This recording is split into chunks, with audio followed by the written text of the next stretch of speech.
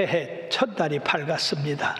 놀랍게도 2023년 첫날이 주일이라 첫날부터 우리 하나님께 경배와 찬양으로 시작되는 이 감격스러운 시간이 얼마나 감사한 일인지, 우리 하나님은 첫 것을 기뻐하십니다.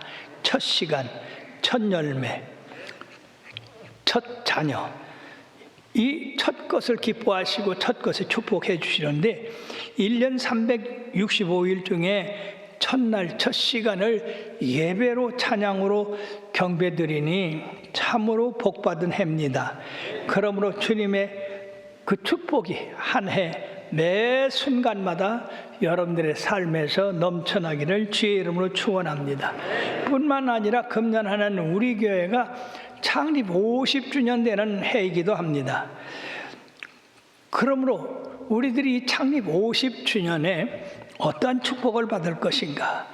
이스라엘에서는 이 50주년을 해년이라고 하는 절기가 있는데, 바로 이것은 50년마다 안식을 공포하고 그리고 모든 사람들이 자유를 누리는 그런 시간으로 삼고 있습니다.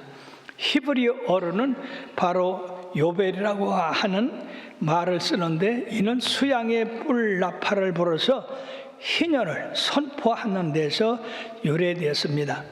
나팔을 불어 자유의 기쁨을 선포하는 해라고 해서 이런 이름이 붙여졌습니다. 우리는 이것을 응용을 해서 나팔을 불어 창립 50주년을 세계대회로 선포하는 해라라고 이렇게 명명했으면 좋겠습니다. 그러면 이스라엘의 해년이 제작되게 된 것, 제정하게 된 동기와 해년에 이루어지는 역사와 해년이 우리에게 주는 영적인 의미를 통해서 큰 은혜의 시간이 되기를 주의 이름으로 축원합니다. 제일 먼저 해년이 시작되게 된 동기는 하나님께서 애굽에서 바로의 학장 아래 노예 상태에 있었던 이스라엘 백성을 출애굽하여 젖과 꿀이 흐르는 가나안 땅으로 인도하여 가는 중에 시내산에서 모세를 통하여 율법의 규례들을 제정해 주셨는데, 그 가운데 레위기 25장에 보면 희년이라는 규례가 나옵니다. 그 희년이라는 규례를 너는 7 안식년을 계수할지니 이는 7년이 7번인즉 안식년 7번 동안 곧 49년이라. 7째 날 열흘날은 속죄일이니 너는 뿔나팔 소리를 내서 전국에서 뿔나팔을 크게 불지며 너희는 50년째 해를 거룩하게 하여 그 땅에는 모든 주민을 위하여 자유를 공포하라. 이 해는 너희에게 희년이니 너희는 각각 자기의 소유지로 돌아가 각각 자기의 가족에게로 돌아갈지니라고 말씀했습니다. 이와 같이 희년은 7년씩 이 안식년이 7번 지나고 나서 50년째 되는 해를 희년이라고 하는데, 매년 이 50년마다 돌아오는 이 해년은 해방과 회복의 해로서 모든 노예가 자유를 얻게 되고 빛을 탕감받게 되고 또 모든 소유가 원주인에게로 되돌려지는, 그리고 모든 경작지가 휴경을 하게 되는 그런 해가 됩니다. 이 얼마나 놀라운 해입니까? 근데 이때 빼놓을 수 없는 게 뿔나팔을 불어라 그렇게 말씀해서 우리 관악단 중에서 나팔을 잘 부는 우리 청년이 나와서 뿔나팔을 힘차게 불고 있어요. 저도 이거 불라고 하는 게 실패가 많아. 그래서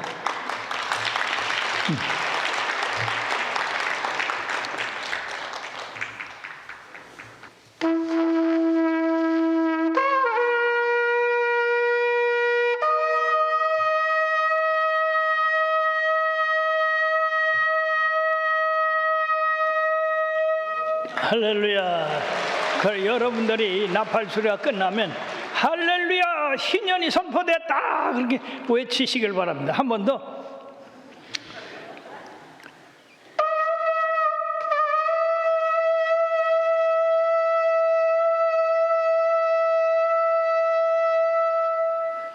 할렐루야 하나님의 해년이 해년이 선포되었다. 예, 아이고 훌륭이야. 이거 가서 점심 한 끼 먹어.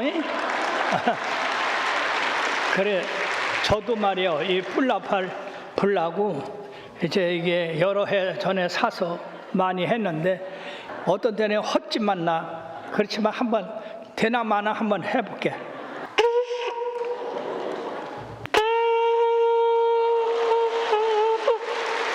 이게 쉬운 것 같아도 쉬운 게 아니에요.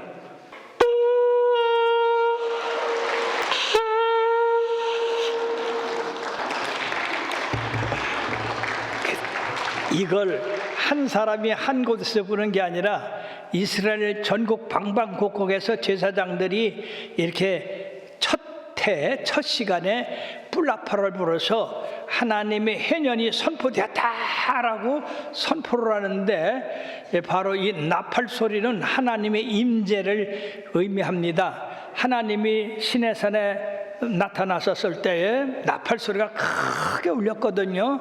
그러고 이후에 우리 예수님이 재림하실 때 또 나팔 소리가 날 겁니다. 그러므로서 이 나팔 소리는 하나님의 임재, 그리고 성도들에게 귀를 기울이는 그런 의미를 가지고 있습니다.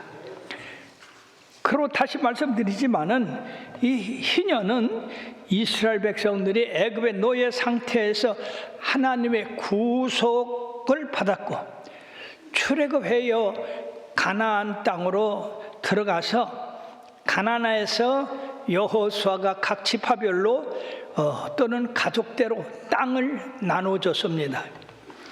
그래서 그 땅이 그들의 기업이 됐어요.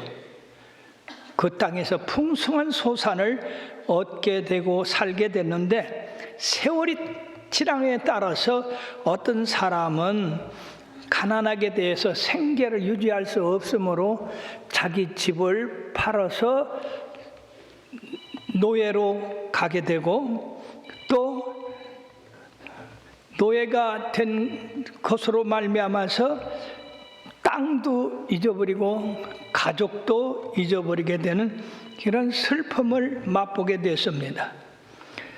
그래서 하나님께서는 이 희년이라고 하는 이 해를 준비하셔 가지고 50년째 되는 해에는 모든 사람들이 잃어버렸던 땅을 되찾고, 돈이 없어서 나머지 노예로 살게 됐던 사람이 자유를 얻게 되고, 또 남에게 빚진 사람이 있으면 그 빚이 온전히 탕감되고, 이래서 모든 이스라엘 사람들이 자기의 가정으로 돌아가서 가족과 함께 새로운 삶을 시작하게 되는 이런 좋은 제도가 되는 겁니다. 그러므로 이 해년이 되는 해에는 땅 없는 자가 하나도 없고 노예가 하나도 없고, 그리고 하나님의 백성들이 각각 받은 그 기업에서 하나님 앞에 기쁨을 누리며 살게 되는 겁니다. 사랑하는 여러분들이 한번 생각해 보세요. 그 해년이 이렇다고라만 생각할 것이 아니라 이 해년이 바로 여러분들에게 임했다고 해봅시다. 만약 여러분들이 돈이 없어서 집을 다른 사람한테 팔았는데 해년이 되니까 그 집을 다시 찾게 되고, 여러분들이 노예가 돼서 슬픔의 세월을 보내는데 자유를 받아가지고 노예에서 해방됐을 때 그 기쁨이 얼마나 크겠습니까? 이처럼 해년은 우리 하나님께서 그 백성들을 특별히 긍휼히 여겨서 지정한 해가 되는 건데, 해년에서 구체적으로 나타난 몇 가지는, 첫째는 신분적으로 노예에서 해방이 돼서 자유인이 된다는 겁니다. 소유권적으로는 땅과 기업이 첫 임자한테도 돌아간다는 거예요. 세 번째는 노예에서 노동으로부터 자유를 얻게 되는 겁니다. 물질적으로는 모든 빚이 탕감돼서 백지화하게 되는 거예요. 사랑하는 여러분, 여러분들 빚 때문에 고통당하는 사람 없습니까? 우리 주님께서 해년의 날을 선포해서 빛이 탕감됐다. 나무집에 이렇게 일을 해서 힘들게 사는 사람 자유를 얻었다. 가족과 떨어져서 슬픔을 당하는 그런 사람들이 가족과 한데 모여서 이제 자유를 누리게 됐다. 그럼 여러분들 춤 안 추겠어요? 예, 이렇게 해년이 선포되면은요, 이스라엘 각처에서 이 하나님이 자유를 주시고 회복하게 해 주시고 은혜를 주신 것에 대해서 춤추며 그들이 우리 하나님을 찬양하고 경배하게 됐을 것이다 하는 것입니다. 그러면 사랑하는 여러분, 우리 교회가 창립 50주년을 맞이하게 됐습니다. 이 창립 50주년에 하나님이 이스라엘 백성에게 선포한 이 자유와 회복과 은혜가 여러분들의 가정과 사업 그리고 개개인에게 넘치게 되기를 주의 이름으로 축원합니다. 그러므로 박수 치려면 힘차게 치. 그러므로 희년이 여러분들에게 임하면은요, 직장 없는 사람이 직장을 얻게 되고, 집을 잃어버렸던 사람이 다시 찾게 되고, 빚진 사람이 탕감받아서 빚이 없게 되고, 나머지 노예로 살던 사람이 자유를 얻어서 개인의 그 가족과 함께 살 수 있게 되시니 얼마나 감사한 일이었습니까? 그러므로 빚진 자 빚 갚게 되기를 바라고, 직장 없는 자 직장이 생기기를 바라고, 사업에 이렇게 기울였던 사람이 사업이 다시 일어나게 되기를 바라고, 약한 자가 강함을 받게 되기를 바라고, 병든 자가 깨끗함을 받아서 회복되게 되기를 바라고, 문제가 풀리지 않아서 고민하던 마던 사람들에게 하나님이 그 고민을 해결해 주셔서 형통한 그런 역사가 있게 될 것입니다. 이것이 바로 해년이 주는 축복인데, 이런 해년이 주는 축복을 바로 여러분과 여러분들의 가정에서 일어나게 되기를 진심으로 축하드립니다. 자, 이와 같이 해년은 모든 이스라엘 백성으로 말미암아 자유와 그리고 회복과 그리고 은혜의 그런 축복의 해가 되는 건데, 구약에는요, 이 해년에 대해서 3번 예언을 했어요. 근데 이 해년이 50년마다 선포하라고 했지만은 우리가 구약 성경을 읽어보면 해년에 대한 선포가 잘 이루어지지 않았고 있다는 것을 발견하게 됩니다. 그와 같이 해년은 잘 사는 사람과 못 사는 사람, 자유인과 그리고 이 포로된 사람들의 관계가 복잡 미묘하게 얽혀있기 때문에 아마 이스라엘 사람들이 해년을 지키기가 상당히 어려웠던 것으로 보아서 성경에 해년은 선포됐지만 이 해년을 그들이 50년째마다 지켰다고 하는 그러한 결과는 성경에 별로 나타나지 않습니다. 그런데 예언적으로 이 해년에 대해서 예언한 말씀이 있습니다.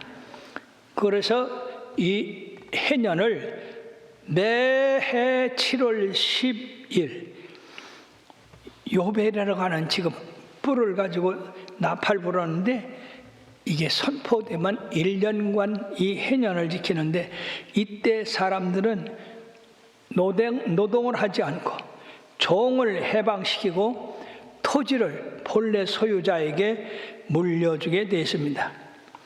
이와 같은 해년의 예표가 구약의 세 선지자들을 통해서 나타난, 제일 먼저 이사야 선지자가 이사야서 61장 1절에서 3절의 말씀을 예언하고 있습니다. 주 여호와의 영이 내게 내리셨으니 이는 여호와께서 내게 기름을 부으사 가난한 자에게 아름다운 소식을 전하게 하려 하심이라. 나를 보내사 마음이 상한 자를 고치며 포로된 자에게 자유를, 갇힌 자에게 노임을 선포하며 여호와의 은혜의 해와 우리 하나님의 보복의 날을 선포하여 모든 슬픈 자를 위로하며 무릇 시온에서 슬퍼하는 자에게 화관을 주어 그 죄를 대신하며 기쁨의 기름으로 그 슬픔을 대신하며 찬송의 옷으로 그 근심을 대신하시고 그들이 의의 나무 곧 여호와께서 심으신 그 영광을 나타낼 자라 일컬음을 받게 하려 하심이라. 할렐루야. 얼마나 놀라운 일입니까? 하나님께서 이 세상에 가난한 자, 슬픈 자, 얽매인 자, 눌린 자를 다 자유하게 하여 주셔서 하나님의 은혜가 그들 모두에게 골고루 임하게 되는 것을 예언하고 있습니다. 사랑하는 여러분들이요, 그 당시 이 예언을 읽는 사람들은 얼마나 이 아름다운 소식을 전하는 그 사람을 기다렸겠습니까?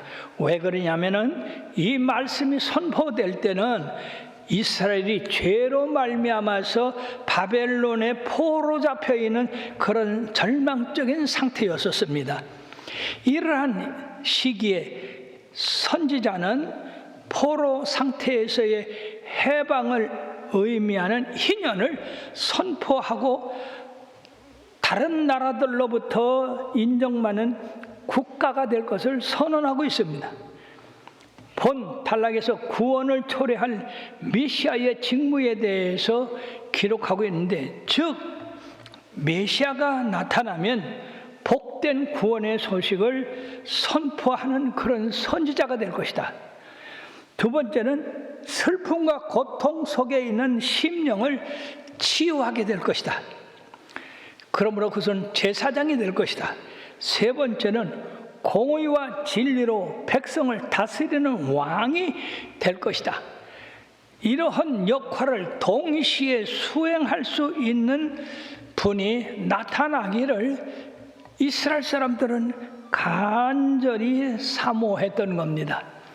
여러분들이요, 그들이 이 바벨론의 고통을 당하고 속박을 당하고 어려움을 당할 때 얼마나 더 이 일을 사모했겠습니까? 그러므로 본문의 핵심적인 내용은 아름다운 소식을 듣는 자의 대상은 이스라엘의 포로로 잡힌 자를 국한시키지 않고 죄에서 해방된 모든 자로 확대시키고 있다고 하는 겁니다. 저자는 아름다운 소식을 받는 자, 그 사람들은 가난한 자들이요, 마음이 상한 자들이요, 포로된 자들이요, 갇힌 자들이라고 부르고 있습니다. 이 결과적으로 예루살렘 성이 멸망을 보고 슬퍼하며 회개하는 경건한 이스라엘 백성들을 의미하고 있습니다. 경건한 사람이나 이런 것을 소망하고 기다리고 있지, 그렇지 않은 사람들은 먹고 마시고 그저 그날을 사는 사람들입니다. 그러면서 바로 이스라엘의 그 멸망을 보고 죄의 값을 보고 슬퍼하며 하나님이 보내신 구원자, 아름다운 소식을 전해서 그들로 자유를 선포하고 회복을 선포하는 바로 그런 사람이 나타나기를 간절히 사모했다는 것입니다. 뿐만 아니라 이 말씀 가운데는 바로 회개할 때, 구원의 날에 바로 그 구원자를 의지하고 그 구원자의 말을 듣고 온전한 사람이 되어야 이 축복을 누릴 수 있다고 하는 그런 의미도 있습니다. 그러므로서 우리 예수님의 탄생, 그것을 거부하고 사단의 종들로 살기를 원하는 사람들은 바로 우리 주님께서 말세에 심판으로 그들을 임하는데, 계시록 20장 12절서부터 15절에 보면 그날에 내가 보니 죽은 자들이 큰 자나 작은 자나 그 보좌 앞에 서 있는데 책들이 펴 있고 또 다른 책이 펴졌으니 곧 생명책이라. 죽은 자들이 자기 행위를 따라 책들에 기록된 대로 심판을 받으니 바다가 그 가운데서 죽은 자들을 내주고 또 사망과 음부도 그 가운데서 죽은 자들을 내주매 각 사람이 자기 행위대로 심판을 받고 사망과 음부도 불못에 던지지니 이것이 둘째 사망 곧 불못이라. 누구든지 생명책에 기록되지 못한 자는 불못에 던지우리라. 사랑하는 여러분, 얼마나 무서운 일입니까? 그러므로 여러분들이 이미 생명책에 기록됐기 때문에 생명책에서 여러분들의 이름이 흐려지지 않도록 계속해서 주님 잘 섬기게 되기를 주의 이름으로 축원하고, 여러분들뿐 아니라 아직 이 구원의 날에 은혜 받지 못한 사람들에게 복음을 전해서 그들도 은혜 받고 이 구원의 자리에 들어갈 수 있도록 축복하시기를 바랍니다. 이와 같이 이사야서 61장 1절에서 3절까지의 바로 아름다운 소식을 전하는 자가 나올 것이라고 예언을 했는가 하면, 다니엘서 9장 24절에서 27절에 보면 다니엘이 환상을 봤을 때에 메시아 시대가 10번째 희년에 시작될 것이라고 말씀하고 있어, 여기는 예언된 큰 희년은 죄가 끊어지고 무덤이 완전히 속함을 받고 영원한 의가 드러나게 되고 여호와에 대한 참된 예배가 성소에서 일어날 시대가 계속될 것이라고 하는 예언입니다.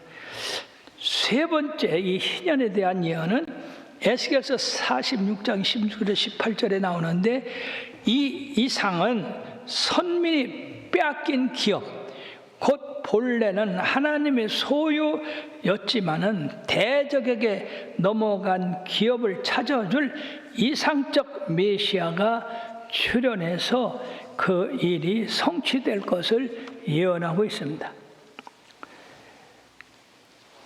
이스라엘 백성은 애굽에서 노예 상태에 있어가지고 그 노예 상태에서 어려움을 회복하는 것을 얼마나 사모했는데 그것이 이루어졌지 않습니까? 그러므로서 이 소망을 기다리는 이 사람들이 바로 이러한 메시아를 기다리는 것은 당연한 일이었는데 이것이 이루어졌다는 겁니다. 즉 해년에 대한 예표가 예수 그리스도의 초림으로 말미암아 첫 번째 시련을 보게 되었습니다. 여기 레위기 25장에서 예표되고 있는 이사야 61장에 대한 예언된 희년은 예수님께서 오셔서 친히 그 희년의 성취를 선포하셨습니다. 이사야서 61장 2절에 은혜해, 누가복음 4장 19절에 은혜해라고 하는 이 같은 말은 바로 레위기 25장에서 예표된 그 희년을 말씀하고 있는데, 이사야서 61장 1, 2절은 예수님께서 성육신됨으로 이 땅에 오셔서 이루실 주님의 사역을 예언한 말씀입니다. 바로 이 예언한 말씀이 우리들이 신약에서 누가복음 4장 16절에서 19절에 보면 예수께서 그 자라나신 곳 나사렛에 이르사 안식일에 늘 하시던 대로 회당에 들어가서 성경을 읽으려고 서심해 선지자 이사야의 글을 드리거늘 책을 펴서 이렇게 기록된 데를 찾으시니 곧 주의 성령이 내게 임하셨으니 이는 가난한 자에게 복음을 전하게 하시려고 내게 기름을 부으시고 나를 보내서 포로된 자에게 자유를, 눈먼 자에게 다시 보게 함을 전파하며 눌린 자를 자유케 하고 주의 은혜 해를 전파하게 하려 하심이라 라고 하는 말씀을 읽으신 후에 우리 주님께서 뭐라고 하셨느냐, 이 예언의 말씀이 바로 너희들에게 임하였다. 얼마나 놀라운 선포입니까? 누가복음 4장 21절에 이 글이 너희 귀에 응하였느니라. 그토록 메시아를 기다리던 그 사람들에게 예수님이 나타나서 그 동네에서 이 글이 너에게 임하였다 했으니 그 사람들이 이 사람이 요셉의 아들 아니냐? 그 형제들이 우리와 함께 하지 않으냐? 근데 어떻게 지가 메시아라고 하냐? 미쳤다. 그러게 이 미친 거는 죽여야 된다. 그래가지고 예수님을요, 그 나사렛에 있는 동네에 벼랑으로 끌고 가서 거기서 집어 던져가지고 예수님을 죽이려 했어요.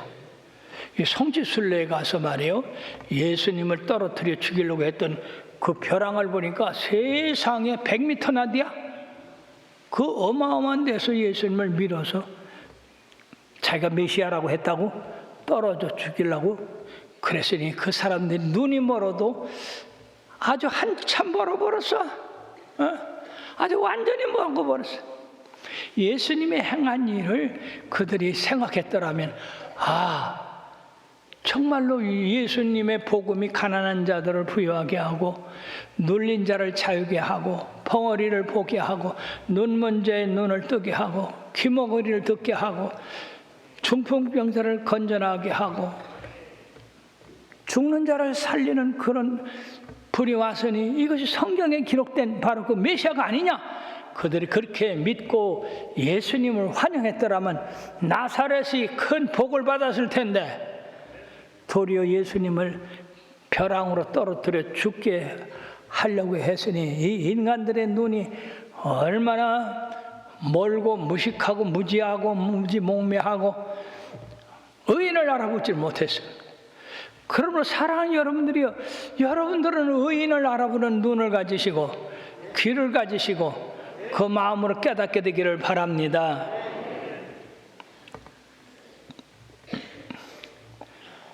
이 글이 오늘 너희 귀에 응하였느니라. 이에 대해서 사도 바울은요, 사도행전 26장 18절에 이 눈을 뜨게 하여 어둠에서 빛으로 사단의 권세에서 하나님께로 돌아오게 하고 제사함과 나를 믿어 거룩하게 된 무리 가운데서 기업을 얻게 하려 하더이다. 우리 예수님이 하신 말씀을 사도 바울이 이방인들에게 전한 말씀입니다. 그러므로 사랑하는 여러분들이요, 예수 믿는 사람들은 참 복된 사람들이에요. 왜냐하면은 우리의 육신의 눈을 가지고 보는 것만이 다가 아닙니다.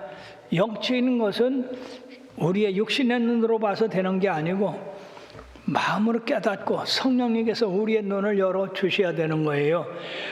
바로 그러한 영적인 눈을 우리가 뜨게 됐으니까 더 밝히 볼 수 있도록 성령님께 늘 의지해서 하나님의 그 깊은 비밀을 깨닫게 되기를 바라겠습니다. 그러므로 타락한 인류는 죄와 사단의 종로로 돼서 수고와 무거운 짐을 지고 가다가 결국 죽을 수밖에 없는 그런 운명에 처하게 되는데, 예수님께서 마태복음 11장 28절부터 30절까지 뭐라 했습니까? 수고하고 무거운 짐 진 자들아 다 내게로 오라. 내가 너희를 쉬게 하리라. 나는 마음이 온유하고 그리고 겸손하니 내게 와서 내 멍에를 메고 내게 배우라. 그럼 너희가 쉼을 얻으라고 말씀했습니다. 우리 인생의 삶이 수고와 슬픔밖에 없다고 하지 않습니까? 모세도 시편 90편 10절에 인생의 70이요 강건하면 80이라도 그 연수의 자랑은 수고와 슬픔밖에 없으니 신속히 날아가네이다. 그러면 12절에 보면 우리가 우리 날 계섬을 가르치사 지혜의 마음을 얻게 하소서. 우리가 살아가는 것이 수고와 슬픔밖에 없다고 한다면 참으로 불쌍한 자가 될 겁니다. 그러나 우리에게는 저 영생이 있습니다. 영원한 나라가 있어요.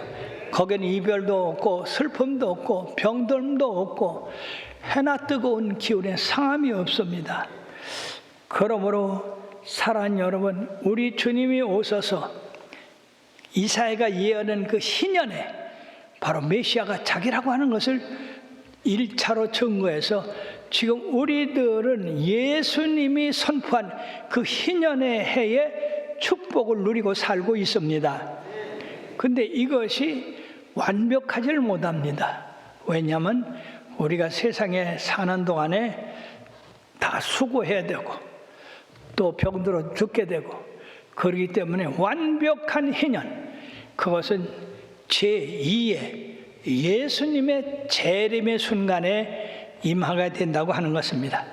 계시록 21장 4절 5절에 보면 모든 눈물을 그 눈에서 닦아주시니 다시는 사망이 없고 애통하는 것이나 곡하는 것이나 아픈 것이 다시 있지 아니하리니 처음 것들이 다 지나갔음이라.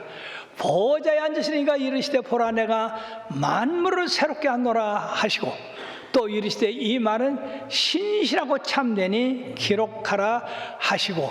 사랑하는 여러분들이요, 얼마나 놀라운 새로운 세상이 우리를 위하여 기다리고 있습니까?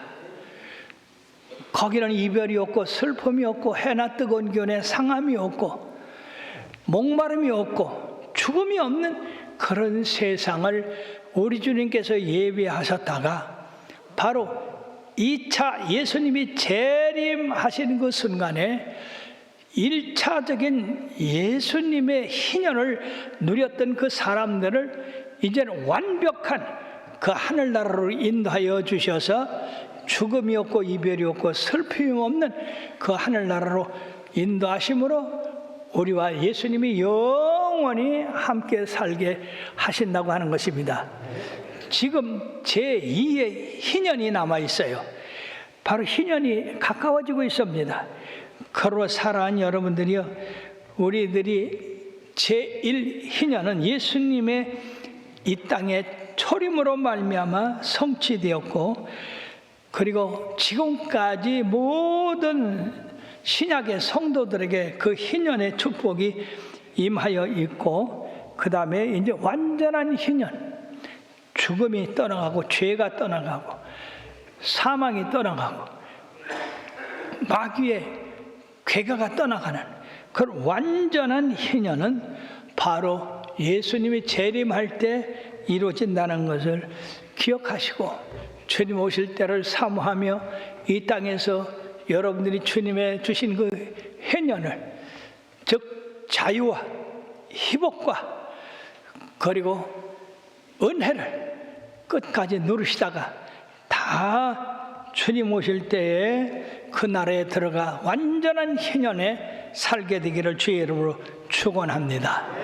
기도하시겠습니다.